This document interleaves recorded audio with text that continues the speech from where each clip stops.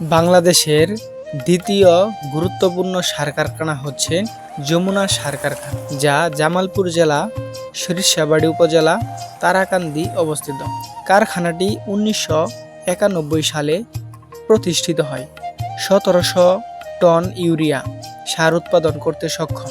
বাংলাদেশের উত্তরাঞ্চলের প্রায় 20টি জেলার সারের চাহিদা পূরণ করে থাকে এই কারখানাটি।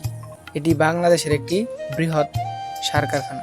কারখানায় উৎপাদিত সার বিভিন্ন উপজেলায় পৌঁছানোর জন্য এখানে রয়েছে ট্রাক সমিতি।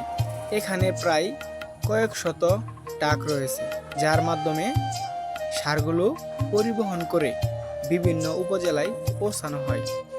সিরিয়াল ধরে শত শত ট্রাক থাকে। সার কারখানাটির জন্য শত শত মানুষের কর্মসংস্থানের সৃষ্টি হয়েছে, যা বাংলাদেশের অর্থনৈতিক ব্যবস্থায় খুবই গুরুত্বপূর্ণ ভূমিকা পালন করছে।